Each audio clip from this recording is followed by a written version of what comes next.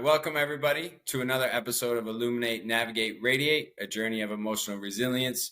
We're here on the first Monday of March, bringing to you another journey segment. Today, I'm really excited because it's another story I get to hear for the first time. We have a great guest with us today. He is going to talk us through some of his different battles with addiction, including alcohol and opiates and nicotine. I believe a fight back from a relapse as well. A couple different, is that right? Yes. Yeah. Okay. Yeah, that's true. I'm just going to clean that part up a little bit. You're fine. Yeah, I But yeah, and alcohol then, relapsed about 16 months ago, I think, but I had like 10 years, so I yeah, knew how to get right back on track again. It was yeah, cool. that's good. Yeah. It's good that you were able to though. Yeah, sure. Yeah. Yeah. Man, now I forgot my train of thought. I'm just going to start over if you're okay with that. You gotta do it. You're fine. I'm still working on my editing skills, so I'm just going to start over since we weren't too far into it. I'm sorry if I distracted you. Go ahead. Oh, no, you were fine. You were fine. Welcome, everybody, to another episode of Illuminate, Navigate, Radiate. Joining you with another journey segment today. This is the first Monday of March, so we're going to get started with a great guest today from North Carolina, originally from North Carolina. I'm really excited for him to share his story with us because it's another story I get to hear for the first time. We connected over Reddit probably about a month ago or a little over. And we had some conversations. He let me know just about his battles with addiction to alcohol, opiates, nicotine, also suffering an alcohol relapse and then coming back from that as well. Diagnosed with a couple mental health disorders. I know a couple of them that he mentioned to me were PTSD and prolonged grief disorder. Did I say that right? Yes, sir. All right. And so I'm really excited to welcome Eric Garside, originally from North Carolina, now in the southern parts of Georgia, joining us today. How you doing today, Eric? I'm doing great. I'm really excited about this opportunity. Awesome, man. We're excited to have you, and I'm really amped up just to hear your story. We've talked for a few minutes before jumping on today and getting to know you a little bit. I've enjoyed that little conversation. So I'm excited to hear more about your story, and I know you're doing good things in life today. So hearing how you've kind of used those struggles in life to then give back, which I know that was a big part of our conversation as well as some of those ways you give back today. So just kind of, starting us off in young Eric's life and what that kind of looked like and, kind of leading into, some of those struggles that ended up happening for you. Yes. Well, I came as pretty common, broken down home. My parents were really incognito, so I was primarily raised by my grandparents, especially my grandmother. But one thing led to another, and I ended up on the street when I was 12. And there's a lot of things on the street that are bad for kids to get involved with, and one of them was drugs, for sure. So I started drinking and using drugs when I was 12 on the street and got involved with that whole culture. As you mentioned, though, here I am, 50 years later or whatever, and I'm still in the culture, but I'm helping people to get out of it if they choose to, so Yeah. And it's been an interesting journey. It really has. yeah, full circle almost, right? From being Yeah, there to really. helping Yeah. helping people come out. So when you ended up in that position at such a young age, did you realize that where you at wasn't normal for a 12-year-old, or were you just so young and maybe a little bit naive to that you Mostly were just trying to naivety. manage? Yeah. Mostly naivety, yeah, for sure. Um, I grew up in a low income neighborhood, poor neighborhood, literally. So that's oftentimes it's part of the culture to have a lot of access to drugs. Um, it's interesting when I look back and I think, I grew up in a town that had maybe 15,000 people, and I think, where did all those drugs come from? I mean, there was no major highways or anything. Just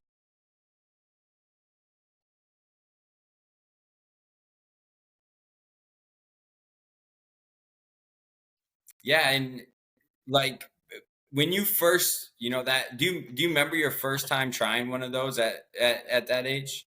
yes. Whether it was drugs or alcohol, do you Well, remember that first experience? I should say, the nicotine. The reason I always mention the nicotine is because that really was the hardest one for me to quit. And again, when I grew up, I'm 59 now. So when I grew up, everybody smoked inside, outside, on the planes, in the bar. I mean, restaurants. It was just an acceptable. Growing up in North Carolina, tobacco was big industry. I mean, um, so everybody. I started smoking when I was 10, and I quit. Let's see, 2013. So it's been about 10 years. Um, so yeah, it was really just an encouraged even part of the lifestyle to smoke. Of course, they were 35 cents a pack.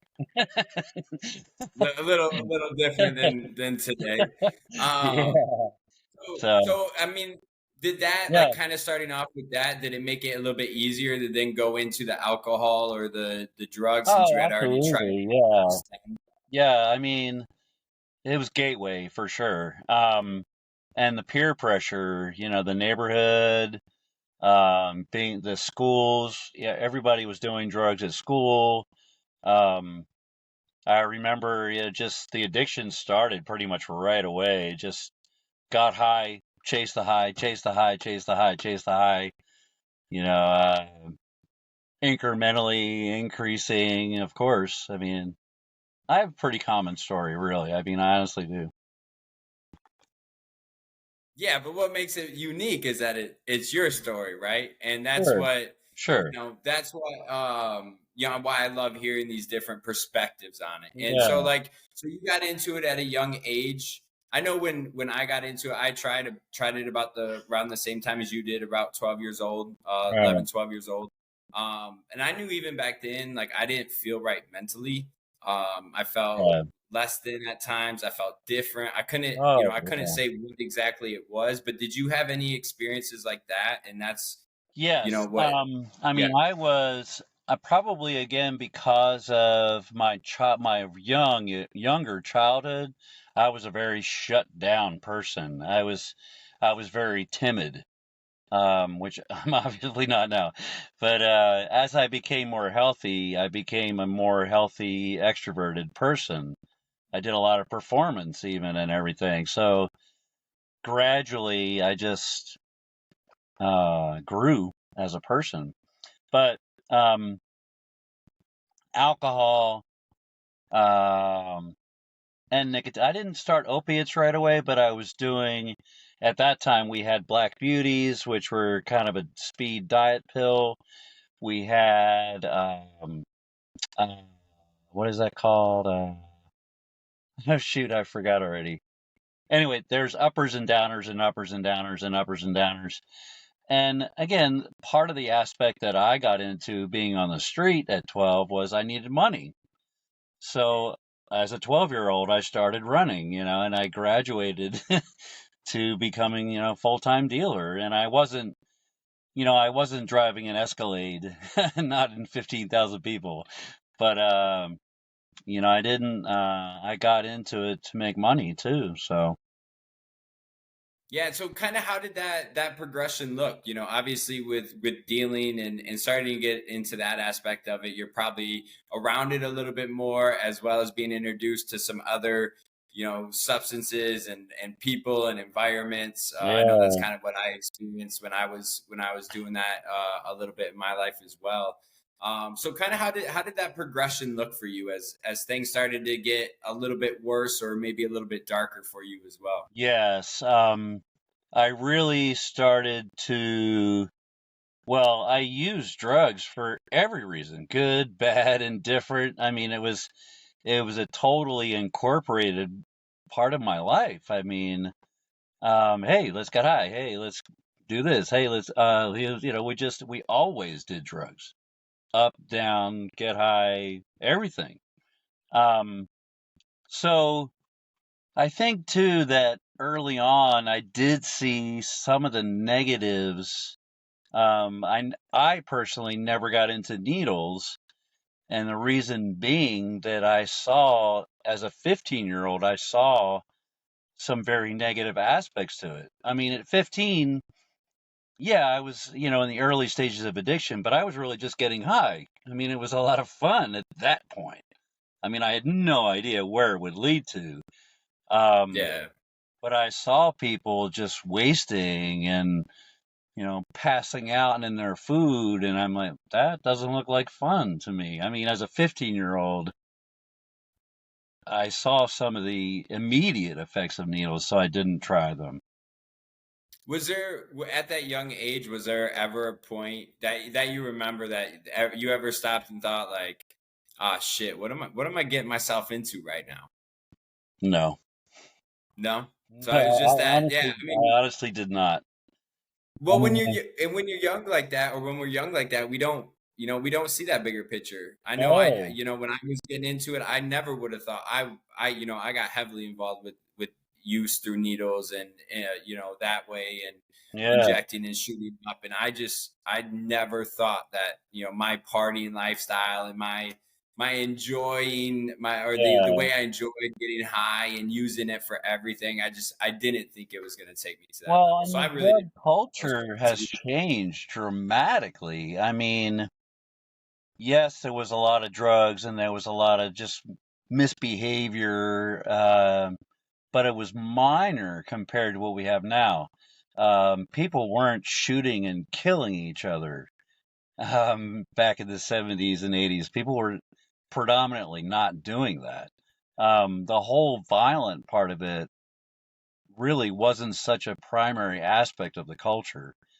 Um, Now, a lot of, especially the kids that we're talking about, I mean, fentanyl kills people. You don't just get high, it's killing people, literally. And a Right. lot of times people, I remember, just talking about, hey, like we were looking for purity even in a drug, or um, now a lot of the kids, they don't even know what we're buying anymore. It's Well, and I know, based, yeah, and I know the heroin aspect of it and community is what's kind of even a little bit sicker about the drug is if you hear somebody ODing from it or you hear that somebody had passed away from it, then sometimes that almost makes people want it because I they're like, oh, that know. must have been strong. Yeah. And that just that mindset and mentality really shows the sickness Yeah. to where we end up when Well, we and end it up in those shows situations. really just how generally unhappy people are in their lives. I mean, it really does. It's encompassing. Yeah. Um, And so yeah, so kind of going back to as you start escalating for you, kind of when did it start getting deeper and deeper for you, and what did that what did those struggles look like as you I started think going years? initially, it started getting really bad, um, probably junior and senior year of high school. I did finish high school. I'm not really sure how, to be honest with you, but I did because I had a lot of friends that dropped out early, of course. Um, but I did make it after I had a really good friend of mine die from cocaine. His heart gave out. Um, the stress, just his heart gave out. 19, he was dead. So I had that experience. I had a few other people who had died as well, and I just for whatever reason it wasn't enough. I mean, I well, it's not going to happen to me, you know. Um, it didn't hit home until much later. And then really pretty much I mean I grew up pretty proud of my country. And I used the military as an escape. Get out of the neighborhood, join the military. Ironically, my first experience with recovery was when I was in the service. I was drinking so heavily that the CO sent me to an AA meeting. And again, hindsight, I'm like, I must have been super, because it's encouraged. I mean, it's an encouraged aspect of the community. Now, Yeah. men got to hold their Well, liquor. how old were you when you went to that first AA meeting? Uh, 22 maybe. I hadn't really thought about that. I think about 22. Yeah, and at that point, was there when you were told to go to that meeting? Did it start to change your mindset, or was it like, well, I'm Not just at gonna go all. do this, make this Not at person all. happy, and keep my Not at life going? all. I seriously thought it was a joke. I didn't take it seriously at all. I really didn't. And I mean, that Yeah, did progress into even when when I got into opiates and all that, and I was using and homeless and chasing it all the time, 24/7. Um, I mean, I honestly just really didn't care. I mean, that is kind of a form of depression. I just really didn't care. I um, I ended up overdosing 5 times. The last time I had to be resuscitated. And that was like, I still didn't stop using, but it planted a seed in my head. Like, yeah, and okay, well, now you're in your I early 40s and most of your friends are dead. So is that what you want? I think that shows, how powerful it can be, with it taking that much time or that many close calls with death before that seed even gets planted. It's Yeah, I mean, like you said, there's some, there's usually mental health or different, yeah, traumas or, yeah, everything that goes with addiction. And sometimes people not fully understand it. They think, well, why don't you just stop? Like you're ruining your life. You're yeah. destroying your life. Why don't you just stop? And No, a it just lot of kind of people shows don't understand strong. addiction. A lot of Yeah. people don't And understand the addiction. just you sharing that brief little experience, I think, is a really big indicator that it takes a lot sometimes. I mean, not everybody, but sometimes it takes a lot to plant that seed and for us to Yeah. even think about the other side of what we're doing. Right. um Yeah, so kind of, we don't, well, we no, go don't ahead. see the consequences. Hmm. And that's especially in that state of mind, we don't see the consequences. It's not that Yeah, even that we're and ignoring them. We just don't see them at all. We don't. even when we do, they don't outweigh the benefits of that No, moment they of don't at peace. all. Yep. Yeah. So yeah, so you went to that first AA meeting, kind of went back to your normal lifestyle and everything. So what, again, kind of how did it keep progressing from those moments? Yeah, the quantities started increasing, and branching out into other drugs. Yeah, I mean, I didn't have fentanyl. I think too, similar to heroin, I saw a severe downside to crack. Um, I got stationed in California, and after I got out of California, I stayed in the Bay Area. I wasn't in San Diego. I was in Alameda, which is between Oakland and San Francisco. So I saw the results really of crack epidemic. And again, I mean, I didn't care really, so I saw the downside, so I didn't get involved in that part. As far the using part of it, it was still all around Yeah, me. Nah, I don't do that. yeah. I do this, but I don't do that. So and I know you said that kind of a couple times of not seeing the downside to it. So what was that transition, or when did the opiates start becoming a problem? Like what was Well, it that finally started pushing that one into your life? the opiates started in the 90s. Again, just hey, that got me high. I want to do that again. Um, and then when the 2000s, early 2000s hit, um, I got a diagnosis with spinal stenosis. Um, and again, in hindsight, well, now the pharmaceuticals are paying billions in fines for overprescribing. Um, to make a long story short, I got addicted to the medicine. They didn't have the technical cross referencing, so I was drug seeking. I went to this doctor, that doctor, this doctor to keep my high going. The worst part of it was it screwed up my digestion for a while, which has cleaned out, you know. Um, but I actually never had anything wrong with my back.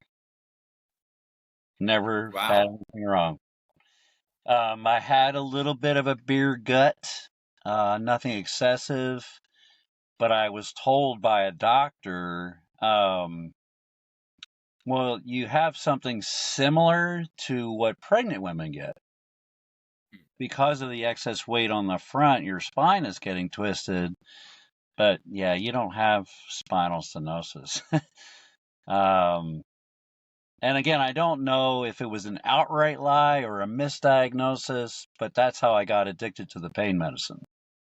Yeah, and I think that's a huge part of it was the pharmaceutical companies. I just watched a documentary about that, Yeah. uh, and how that was pushed and how it was sold to doctors all over the place of pushing these products out. Yes. And I think that a lot of people could relate to that part of your story is how that Yeah. progressed Well, for and people that's, just I mean, not that knowing. ties in, and I don't mind talking about this at all because it's part of my history. And in order to combat all this stigma surrounding all of these issues, I talk about the stuff. So, um, my fiance at the time, we were both using pain medicine. Um, that's even how we met. Oh, you do that? Oh, so do I. It's just, and it developed. And she was a great person. Don't get me wrong. There was a lot of great aspects to her. It wasn't just the drugs that attracted us. Um, we ended up getting engaged, and one thing led to another. She had a similar medical issue. She had cysts on the inside of her feet. I never have heard such a thing, but she had an operation that was botched. Um, and again, got addicted to the pain medicine, and she ended up committing suicide. And that was really my first uh, adult sort of trauma, was finding her. Um, so that was when I had successive overdoses and I got resuscitated, and yeah, it was literally a whole year that I remember absolutely nothing. And again, there wasn't as much real recovery available.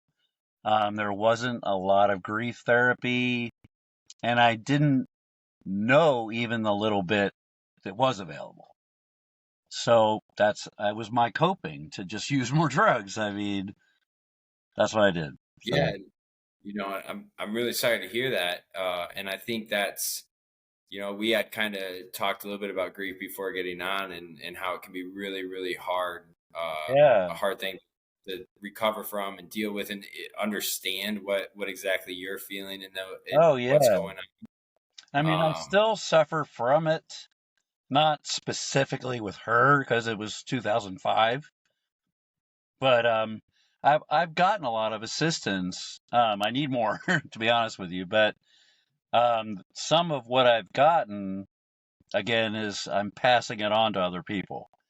I did unfortunately have a person commit suicide that I was helping a couple weeks ago, and the positive side to that is that now I'm helping his mother process what I processed. And Yeah, I and can, and again, I'm also, I'm giving her things that I didn't get that I know would be helpful, you know. yeah, and I think that's the amazing part about it is because that's what helps people recover, and like you just said, you give them stuff that you knew would have been helpful because the drugs weren't helpful, right? I mean, they No, made us no. forget and they numbed us, but in reality they weren't helpful to what we And were dealing with. his mother, she doesn't have any addiction issues, so Mhm. good for her. She doesn't have that. but she's dealing with, just a big loss in her life. I Yeah. mean, he was only 29. I mean, I could get into all the details, but Yeah. um, she's just really, really struggling with her loss. And, I'm really glad that she has somebody in her life, that'll sit down and listen to her. And, you And know, that's a huge part of doing this is getting stories out there and letting people know that there are other people struggling and showing people that you're recovering from something really negative or something that you had to deal with in your life, and you're using that for such a positive thing, which I think yeah, is amazing. And that's why I'm really enjoying that conversation. um yes. so kind of, was there a rock bottom, the rock bottom moment for you that kind of changed things, or Um, how did that moment come where things started to you started to put in the work to then try to get away well, from that stuff? again, it wasn't any one thing. But it was like rock bottom. I mean, being resuscitated was really big. Um, uh, Another thing happened because like I say, I did keep using after that, but I guess I still had some kind of conscious going on. Uh, there was some kind of essence inside there that was, well, I mean, do you really want to die this way? Um, So I was using very heavily, and I came out of one stupor, and I went to a doctor, um, and I didn't have an appointment. I had never seen him before. His office was right down the street, and I walked in there, and he agreed to see me. Mm. And I had been to multiple rehabs that, for me, were kind of sugarcoating everything. So And I didn't need somebody to be mean necessarily. I just needed somebody to tell me straight up. So this guy said, well, I'm looking at your brief history. And he said, when you binge, you don't eat. You say you haven't eaten in 3 days. I think it was 4 days. Um, if you keep abusing yourself like that, you're going to die. And I needed this person sitting literally 2 feet away from me on the underside of a desk. That I'd never seen or spoken to before in my life. And it just, again, that was a catalyst. I mean, I needed somebody to tell me to my face, you're going to suffer and die. Yeah, because otherwise we don't always we don't always process that. I know, No. that kind of light bulb moment for me was, I broke out of rehab my first night I was in there, and Yeah. I I had that thought to myself, like, because I was still detoxing, so I had nothing in my nothing in my body to move, and I Right. kind of collapsed in the snow, and I kind of thought that, like, do I want to die like this? If I walk out here right now and I keep running away, I'm gonna die like this. And it wasn't until I really started to process that was a Yeah. big changing moment I know for in my me, I mean, I questioned a lot of rebellion. Um, am I really just not listening to these people? Like, I'm not making myself available to this person in the rehab. And in some cases, yes, that was true. In a lot of the cases, it was just a terrible rehab. It's like, I'm just being honest. Like, they just, how many times would you say you went to rehab? oh, geez. I didn't count them. Probably 10 or a 10. dozen, maybe. Um, And and again, some of what them were wait, not even recovery related. oh, okay. I mean, they say that they are, but they're actually not. I mean, recovery, like rehabilitation has become a really big billion-dollar industry. And Yeah. unfortunately, some of it is good and some of it's not. The that last time after you had spoken with that doctor, did you end up going back to rehab, or No, did no, I never went did back that after that. recovery? Um, Okay, so that process started without rehab even for you. yes, Yeah. I realized that isolation was a really big part of it, and I just started reaching out. Um, Again, some good experiences and some not. Um, I was dabbling in and out of AA and NA. Predominantly, that was all that was available. Um, and a lot of it is really unhealthy. So I'm happy today that we know a lot more about addiction and the brain, even through MRI and our different studies, that we did 90 years ago. We just know a lot more, and it's really a benefit to us to reach out Yeah. and find out what works. Yeah, and I love that you just said that, because that was what I wanted to point out is it's just hearing you kind of walk through that process of, trying rehabs, trying different recovery meetings, having that moment with that doctor. Like, I think that's so important for people to see and realize, is that recovery isn't one road. It isn't one thing that, like, oh, if that No, helped you, it's going to help me. No, I got to figure out what's going to work for me in this process. And I absolutely. think you sharing all that is just, it's so important to show, like, yeah, you tried rehab 10 times, and yet that moment for you was a conversation with somebody that was able to kind of Yeah. plant And another seed in your. I had never seen or talked to this guy before in my life. And he knew nothing about addiction. He wasn't an addiction specialist, I mean, or counselor or anything. And that's why it's so important, to keep trying, to keep going, Oh, even when yes. you're struggling, even when you're going through it. Like, if you keep trying, you're gonna find that moment. And so, I wanted to kind of go back to, you starting that getting clean process. And I know you had mentioned a relapse.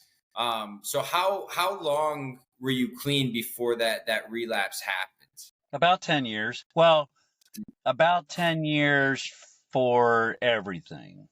Hmm. Um, I'm more common in that I didn't quit everything all at once.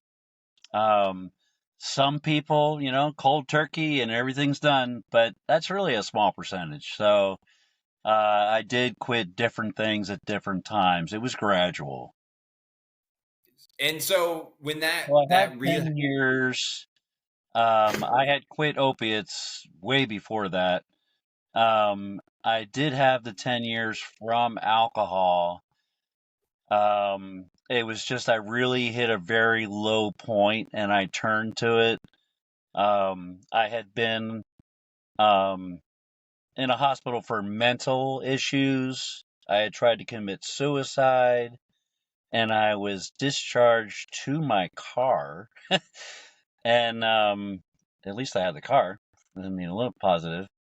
But I ended up staying in the parking lot of the hospital. I really didn't explore any options, and I really didn't feel like I had any. Um, and I fell back into the old way. Got drunk for 3 days and went, oh my gosh, that was not the right thing to do. You know what to do. Let's do that. Do something more positive. And who knows how was long I that would have stayed in that parking lot. I yeah mean, was Was that hard after that 3 days? Was it hard for you to be like, well, oh, I it know what was to do, let's hard. go do it? It wasn't hard for me internally because I already had so much experience of doing a better option. Um, the overwhelming guilt that I received from other people in recovery was not healthy. I mean, there's a lot of victimization. There's a lot of, oh, that's terrible. Why did you do that? That's not what I needed. That's really not what anybody Yeah, needs. no, yeah, and I think again that whole point of what you said, with you had resources internally, right? Yeah, You knew what to do. You had those resources, those tools. Yeah, maybe you messed up a little bit and that relapse happened, but now you can, like, okay, I can go back and do this again.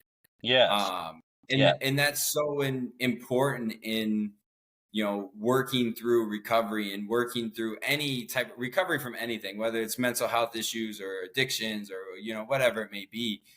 Using those resources and tools are so important. So I just want to ask you, what were some of those big ones? Like, what were some of those ones that meant the most to you that like I really did. helped? I did go to a few meetings, but it was more to reconnect with specific individuals. Mm. So I ended up meeting with people that are more compassionate in the addiction field. Um, that was really beneficial. It was really a boon to one of the things, and I don't ever want to lose a grateful attitude, and I don't, I don't do resentments or regret anyway. It wasn't the way that I was raised with my grandparents. They taught me that as a kid. Um, so I think that I got it in my head that, you know, it's really just not an option. It's not. Yeah. No, I And and I mean, I I agree know in my head, like, I've never done one of anything. I mean, I don't eat one when I go eat. with you. Oh, I hear you there, man. So, I'll kill a whole package of Chips Ahoy when I got the of opportunity to. course, of course. I mean, sugar addiction is a whole bigger topic, but um, I just, it's not an option. I know how much worse it gets. I know that I'm fortunate that I stayed out 3 days because a lot of people don't come back for years or they never make it back. They die, literally. And that's just, I'm being real. I'm not trying to scare, I'm just being real. Yeah, I mean Uh, you know the that's fentanyl and everything, like, unfortunately a huge part of the lifestyle, right? And I mean, right, being in the meetings early on for me, like I went to meetings almost every day for the first 2 years, right, and right. I saw a lot of people.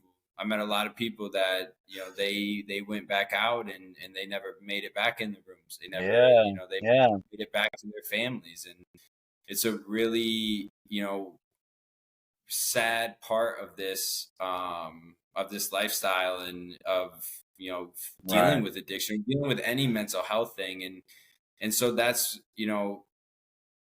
why I love and I'm grateful that you're here sharing your story because one person hears that and I've already it's funny, this is our first time talking and you said a couple things now that I'm like, oh, I thought that, or yeah, I Yeah, remember dealing with yes, that myself. And we went through it at two different times and in two different ways. And yet we still I can hear those pieces of things I dealt with emotionally and yes. internally, And I externally realize coming. too, like it's just me and the person I am.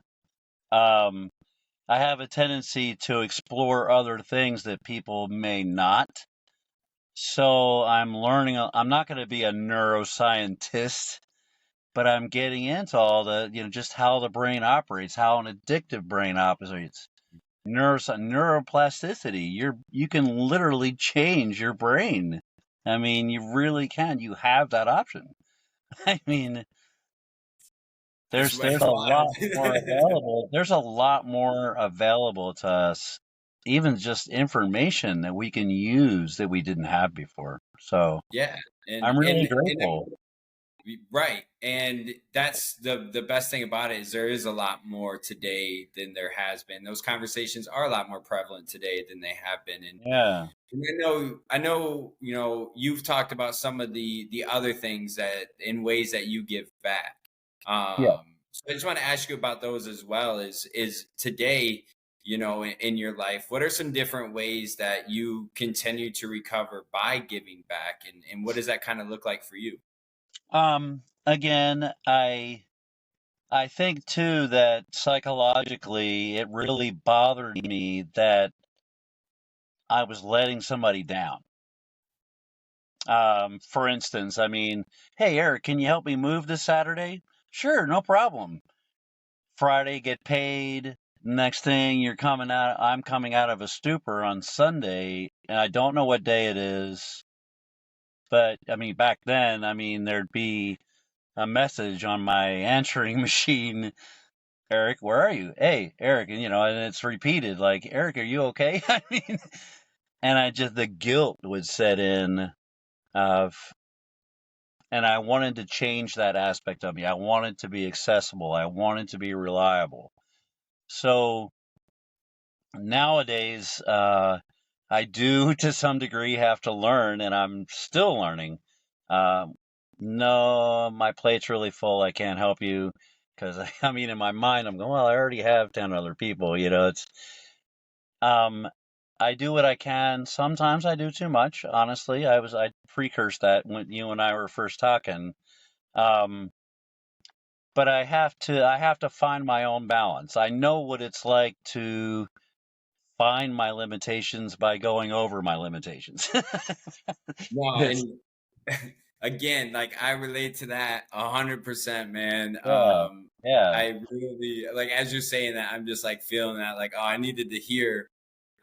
hear you say that I because mean, I do the I lived in Statesboro, Georgia for 6 or 7 years, and I got a really close relationship with some of the pastors in that town. And it was a female pastor. She looked at me, in her office, and she said, "You're not Superman, Eric." And again, that was just, I needed to hear that. Mhm. Yeah, because I can relate to Yeah, the overcommitting just an myself. objective, yeah, just an Yeah, objective person just hitting me with that, like, wow, you're so right. I mean, I can't help everybody. I can't. I mean, it's unfortunate there's a lot of people that need help, but let me just help the ones I can. yeah. And And so, again, it's addiction in general. Like the person, I have a really good success story. I told you about the guy that committed suicide, but a good success story is a girl she was given my phone number, which happens a lot, and that's fine. But her situation was with meth. And again, the way that meth is processed today is completely different. It's horrific. Um, So she's clean now, but she is in a regular hospital for breathing treatments because that's what she needs. And again, I went and saw her. She's doing fantastic. Her spirits are great. I mean, I don't want to hear about this pink cloud nonsense. It's like, if you feel great about stopping what you were doing, whatever it was, go for it. Don't try to hide that. I embrace it. mean, Yeah, embrace it and then ride it. look at what you've accomplished. I think it's wonderful. I mean, so anyway, she's So doing really, really well.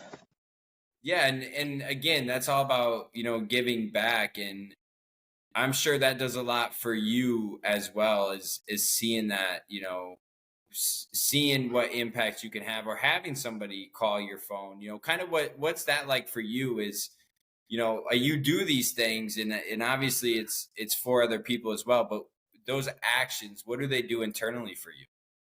Um,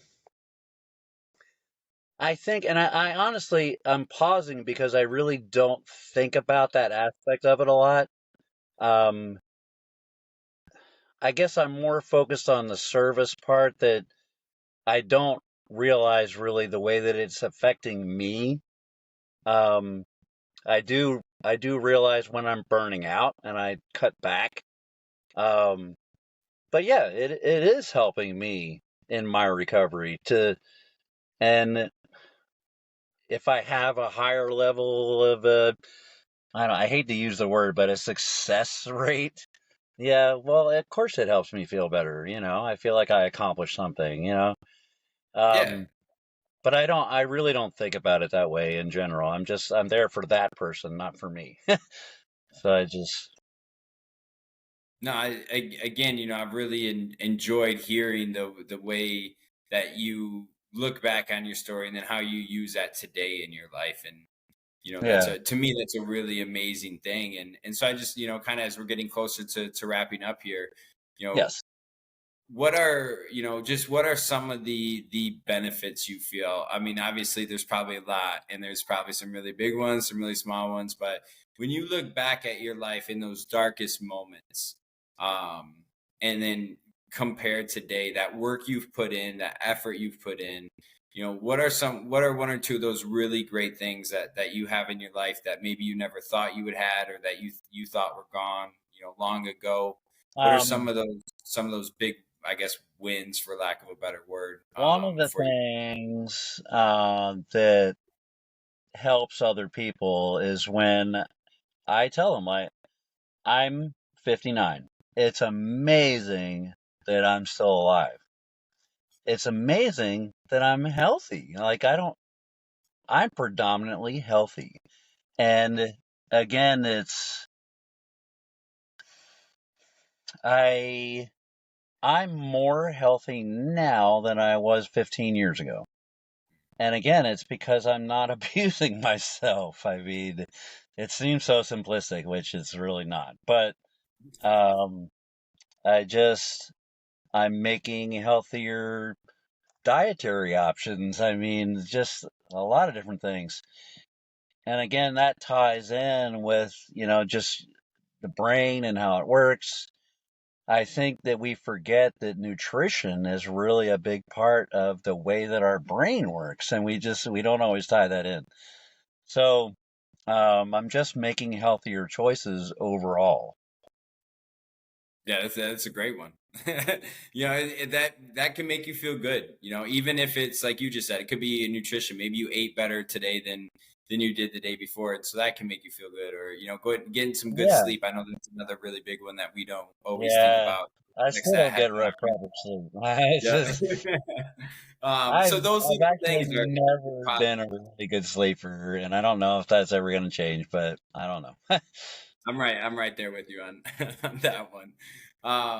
But yeah, I mean, is there anything that you wanna leave us with today, Eric? Again, I've really appreciated your time, and making yourself available and open to this, hmm and sharing your story and your experience with us. So, is there anything you wanna leave with, Um, or end just with? basic two things come to mind right away. I will continue to highly encourage anyone that wants to make positive change in their life. They can. Everybody can.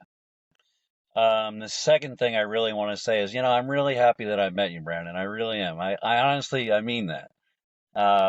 I see great things that you're doing. It inspires me. Thank you. I'm grateful. Yeah, I appreciate that a lot, and I felt like we hit it off, like just being able to have the conversation we had before jumping on, and then doing this. It was a really easygoing conversation, and again, I'm grateful that we were able to reach out and connect, and then kind of make this happen, and put this together, and hopefully we can stay in touch, and maybe Yes. get you back on here again, as Yeah. as we Let's not make continue this to grow, and let's not make this the only time. I mean, let's do yeah, this. man, I'm 100% down for that. Yeah. So Yeah. again, thank you, Eric, for joining us. I Thank you, hope I Brandon. hope everybody enjoyed our conversation and Eric's story. I know there's a lot I could take from it, so I know a lot of other people can as well. But thank you That's again, fun. Eric. Appreciate it, and we'll Thank you, see Brandon. everybody next time on All right. Illuminate, Navigate, Radiate. Take care, everybody. Bye.